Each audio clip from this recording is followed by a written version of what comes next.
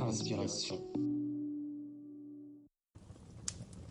Si je vous dis Petit Chaperon Rouge, si je vous dis Pinocchio ou si je vous dis Cendrillon, vous pensez sans doute au moment où tous ces contes ont bercé votre enfance, et vous avez peut-être d'ailleurs des souvenirs précis de chacun de ces contes, que ce soit dans leur version orale écrite, voire même probablement la version dessin animé, celle de Disney en tête. Salut à tous, c'est Jules, aujourd'hui je vous retrouve pour un nouvel épisode. Aujourd'hui, on va parler des contes, mais on va le faire dans un format qui est actualisé, qui est différent, qui est un petit peu original. Peut-être que pour certains d'entre vous, ça va être une première. Dans le book club du jour, nous allons parler théâtre. C'est le tout premier épisode, il me semble, dans le book club où nous parlons de théâtre. Donc c'est l'occasion d'avoir une approche qui change un peu. Aujourd'hui, je vous parle de pièces de théâtre au pluriel. J'en ai sélectionné 3. Elles vont ensemble, elles se complètent. Les 3 sont sur des contes, donc je me suis dit que ça faisait sens de les mettre ensemble. Nous avons donc Le Petit Chaperon Rouge, qui est sorti en 2004, qui fait une quarantaine de pages. Nous avons Pinocchio, qui est sorti en 2008, qui fait à peu près 80 pages.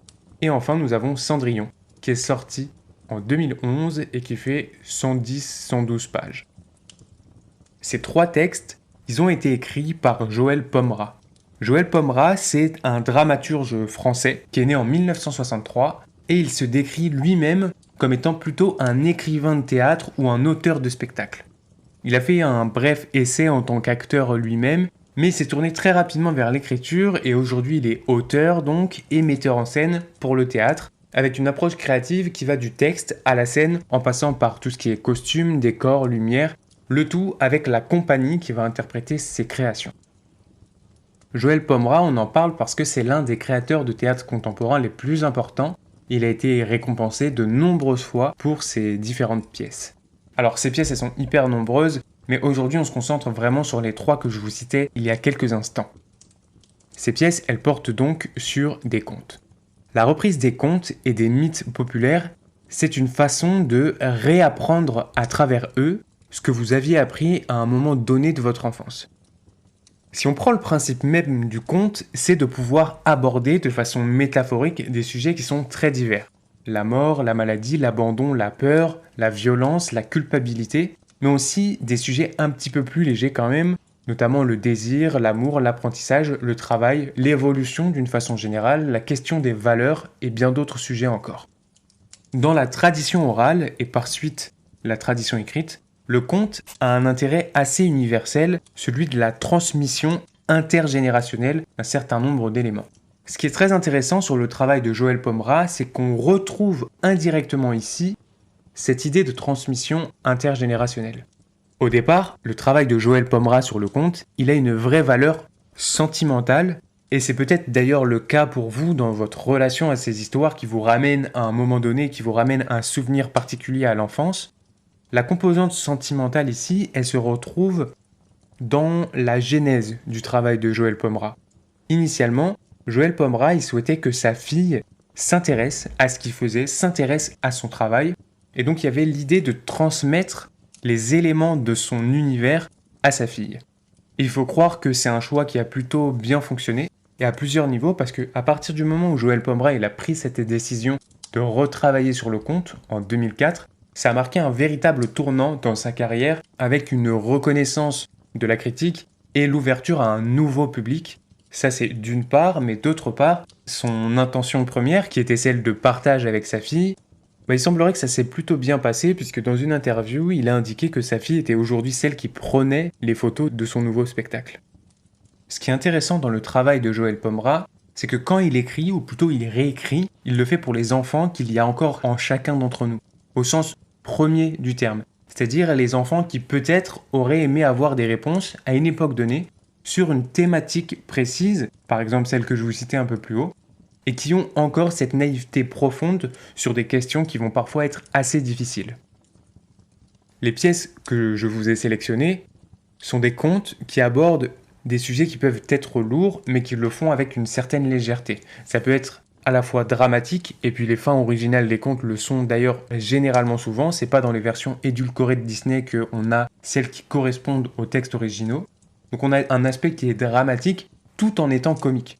Et contrairement à ce que l'on pourrait imaginer, parce que oui bon ok on parle de contes c'est super, c'est pas du tout uniquement pour un jeune public, et vous pourriez vous aussi trouver des intérêts à lire ces pièces-là. Vous pouvez avoir plusieurs niveaux de lecture lorsqu'évidemment on pousse un petit peu l'analyse. La naïveté des personnages, elle est, cela dit, quand même assez importante, parce qu'au-delà des sujets parfois compliqués qui peuvent être abordés, il y a certains passages, un apport qui est celui de l'enfant naïf, le regard questionneur, le regard qui s'émerveille de tout, et ça permet, dans l'écriture, d'avoir des formulations, des images qui peuvent relever de la poésie. Bon, tout ça c'est très bien, j'ai fait mon petit laïus de départ, maintenant qu'est-ce que ça donne? Je vais vous proposer la lecture de quelques extraits. Je vais commencer par le Petit Chaperon Rouge. On est au tout début de la pièce du Petit Chaperon Rouge et on a un narrateur qui nous introduit un petit peu le contexte. Il était une fois une petite fille qui n'avait pas le droit de sortir toute seule de chez elle, ou alors à de très rares occasions. Donc, elle s'ennuyait, car elle n'avait ni frère ni sœur, seulement sa maman, qu'elle aimait beaucoup, mais ce n'est pas suffisant. Alors elle jouait, seule, toute seule. Elle aurait bien aimé jouer davantage avec sa mère, mais le temps manquait à sa mère pour pouvoir jouer avec elle. Sa mère disait toujours « Le temps me manque. Il me manque du temps. Je n'ai pas le temps de jouer avec toi. » La petite fille un jour avait voulu faire un cadeau utile à sa maman, lui offrir du temps. Elle lui avait dit « Tiens, je te donne du temps, maman. » Mais sa mère ne s'était même pas rendu compte du cadeau que lui faisait sa petite fille, et tout était resté comme avant. Un peu plus loin, toujours dans cette introduction, un jour, la petite fille essayait de faire une tarte. Un autre jour, un gâteau. Encore un autre jour, un flan. Mais ça ratait toujours, et ça finissait par beaucoup ennuyer la maman de la petite fille parce que sa cuisine devenait de plus en plus sale. Et puis un jour, pendant que sa maman n'était pas là, la petite fille a réussi à faire un flan, on ne sait pas trop comment, et quand sa maman est rentrée, elle a pu voir la petite fille debout à côté de la table avec son flan. Un flan très mou, qui débordait presque du plat mais qui avait l'air quand même très réussi. La maman de la petite fille était très embêtée. Alors elle a dit « Demain, si tu veux, et si tu fais très attention à toi sur la route, tu n'as qu'à aller porter le flan que tu viens de faire à ta grand-mère. C'est vrai qu'elle sera heureuse de te voir, parce qu'elle est souvent triste d'être seule, en plus d'être vieille. » Encore un peu plus loin dans l'histoire, on retrouve le narrateur. La petite se sentait très fière d'avoir pu faire une telle rencontre sans quasiment ressentir de peur. Elle était très étonnée. Elle se sentait grande et se dit que plus jamais elle n'aurait de raison d'avoir à nouveau peur. Elle était complètement dans ses pensées et n'aperçut même pas sa belle ombre qui était revenue à côté d'elle. Elle se réjouissait de la surprise qu'elle allait pouvoir faire à sa grand-mère. Elle était vraiment très fière à l'idée de pouvoir lui présenter un vrai loup. Sa grand-mère serait sans doute très étonnée et n'en reviendrait pas à l'avoir en une telle compagnie. À force d'avoir toutes ces pensées, au lieu de se dépêcher vraiment, la petite fille oubliait surtout de ne pas trop traîner. Au contraire, chaque fourmi qui traversait la route l'occupait au moins pendant 1 minute.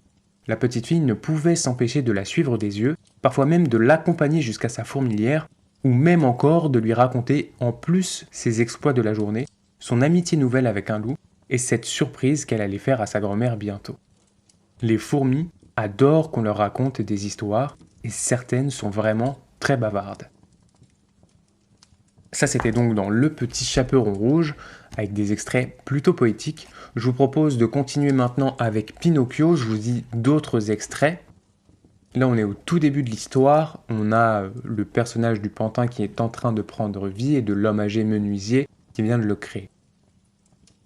L'homme âgé. Je te dis que je suis désolé, que je m'excuse, tout est vide dans la maison. Le pantin. Si tout est vide, tu remplis, tu sors dehors, t'as des jambes, non? Tu vas jusqu'au magasin et tu achètes ce qu'il faut. C'est simple, il n'y a pas besoin d'être un intellectuel pour comprendre ça quand même. J'aimerais que tu te dépêches un peu maintenant. L'homme âgé. Tu comprends pas, pour pouvoir acheter dans les magasins, il faut de l'argent. Le pantin. Et alors? Je n'ai pas d'argent, mon fils. Rien, zéro, néant. T'as pas d'argent? T'es pauvre? Oui, je suis pauvre. Oh là là là là là là! Non, alors là, non, c'est pas vrai, fallait que ça tombe sur moi. C'est pour ça que c'est moche ici et triste. Je me disais bien aussi, mais qu'est-ce que c'est moche? On dirait une ferme pour les animaux, il n'y a rien. Tu sais, mais moi je vais pas pouvoir rester ici, hein. Je vais pas tenir, je vais me tirer une balle, moi. Tu vas pas t'en aller maintenant que je t'ai fait. Alors donne-moi à manger au lieu de rester là à me regarder avec tes yeux de poisson cuit, comme si tu m'avais jamais vu. Trouve une solution, réfléchis. Il faut que je me déplace?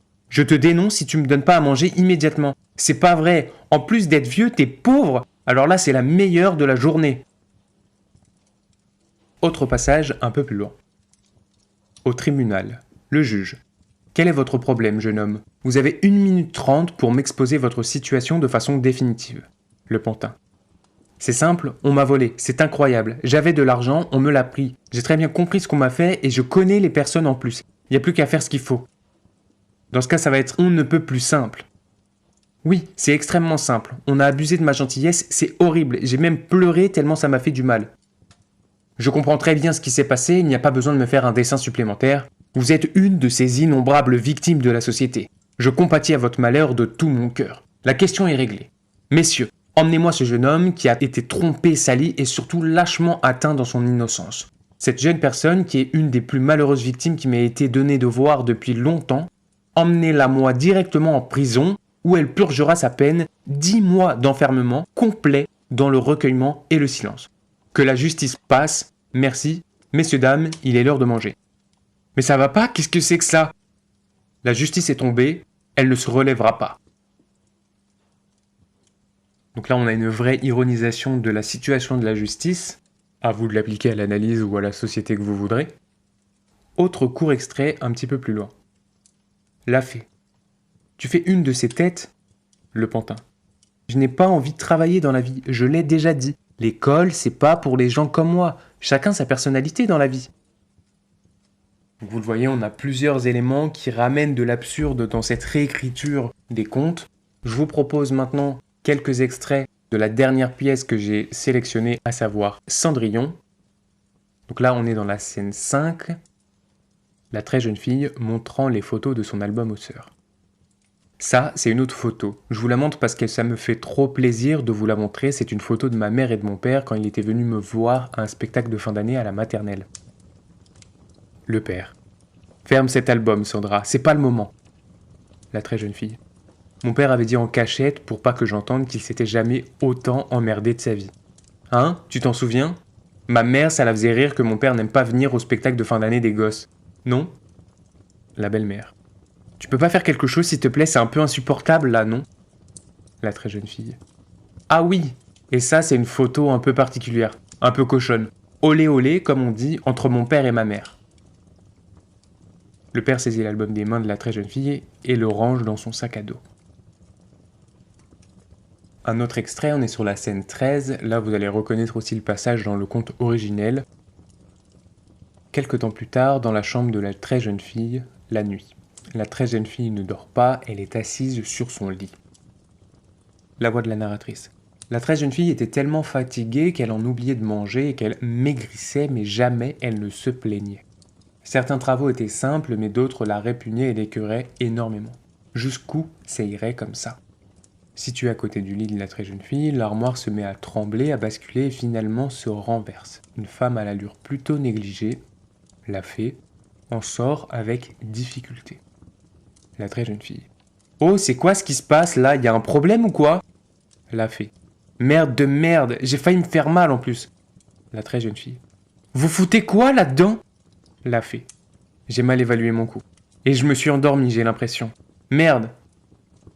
Endormi dans mon armoire? On se connaît en plus ou on se connaît pas? Non, c'est la première fois, je crois, qu'on se voit. Alors vous déboulez comme ça dans ma chambre? C'est ta chambre? Bon, mais moi j'ai pas le temps de parler avec vous, excusez-moi. La fée sort une cigarette et l'allume. Oh, oh, oh, oh! Ça va la vie pour vous comme ça? Ça te dérange si je fume? On ouvrira une fenêtre. Y a pas de fenêtre. Ah bon, y a pas de fenêtre? Oui, c'est provisoire, mais c'est comme ça. Moi, ça me va en fait. C'est moche, ça me correspond.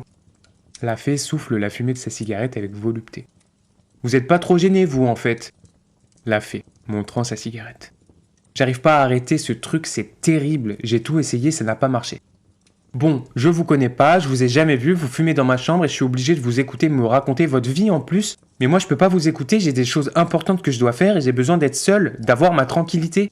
Alors bon, je vous demande de me laisser maintenant, de partir ou au moins de vous taire. Je sais pas si c'est clair. C'est quoi que tu dois faire?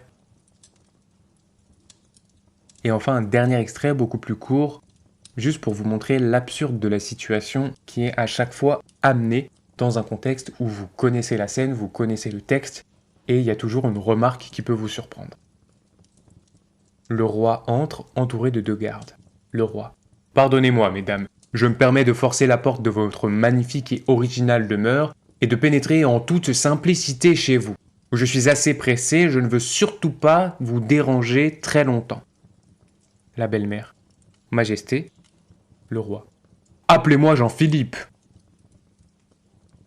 Alors, je ne sais pas si Jean-Philippe est un prénom pour un roi, mais en tout cas, il faut avouer que quand on lit cet extrait pour la première fois, c'est assez amusant.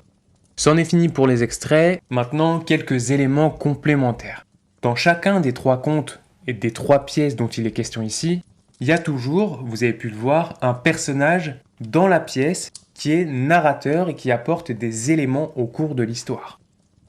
Le rôle du narrateur, il est quand même assez particulier, pour pas dire atypique, voire même brouillon, car il a une fonction qui est bien sûr celle d'un narrateur d'apporter des éléments complémentaires de lecture et de compréhension pour le texte, mais dans le même temps, il joue le rôle d'apport d'incompréhension.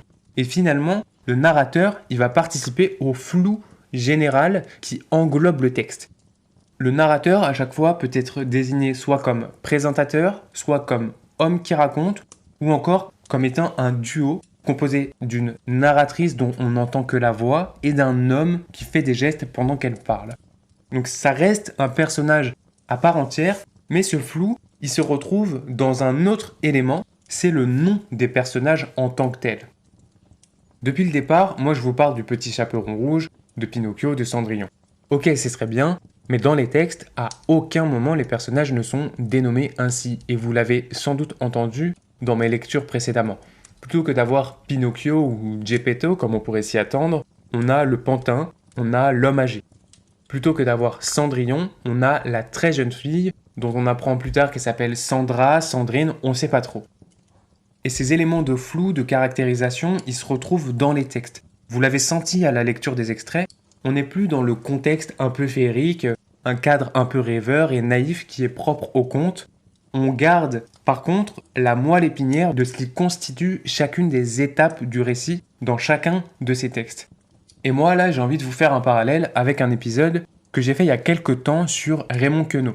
Cet épisode, c'est l'épisode sur exercice de style, où l'idée générale, le principe des exercices de style, c'est que Queneau, il prend une histoire relativement simple et nous la raconte à chaque page, de nouveau, 1 fois, 2 fois, 3 fois, 99 fois au total, avec des approches, des constructions, des narrations qui vont être diverses, qui vont être variées. Et ce que je dis en substance dans cet épisode que vous irez écouter juste après, c'est que à chaque fois, Queneau il réinvente une histoire en conservant le cœur de celle-ci. On a toujours les éléments caractéristiques et constitutifs de l'histoire de départ que l'on reconnaît. Le parallèle avec le travail de Joël Pombra sur les contes, il est justement à cet endroit. C'est que finalement, on a bel et bien une réécriture contemporaine de ces histoires que l'on connaît tous et qui sont ancrées un peu dans les imaginaires collectifs, avec un travail de réappropriation, de recomposition, de reproposition au lecteur, au spectateur. En somme, c'est la notion même du conte, tout le concept du conte qui devient théâtralisé, ce qui nous donne à découvrir une nouvelle version et à redécouvrir les contes de notre enfance. Vous l'aurez compris, je vous conseille chacune de ces 3 pièces. Elles sont relativement courtes, elles sont simples à lire, elles sont très sympas. Alors si vous n'avez pas l'habitude du théâtre, c'est justement un très bon point de départ parce que c'est l'équilibre entre le classique, le renouveau, le tout avec des histoires que vous connaissez déjà et donc vous allez sans problème vous y retrouver tout en vous laissant surprendre et ça risque de vous plaire. C'est tout pour moi pour ce petit épisode. Merci à tous de l'avoir suivi. Je vous invite bien sûr à le partager, c'est un signe que le travail que l'on vous propose vous plaît et ça nous encourage à continuer. Vous pouvez aussi nous suivre sur les différentes plateformes sur lesquelles vous suivez le podcast, que ce soit Spotify, Apple, Deezer ou d'autres. Vous pouvez bien sûr nous rejoindre sur les réseaux sociaux. J'espère que cet épisode vous aura plu. Je vous dis à très vite pour notre prochain épisode d'Inspiration. Inspiration.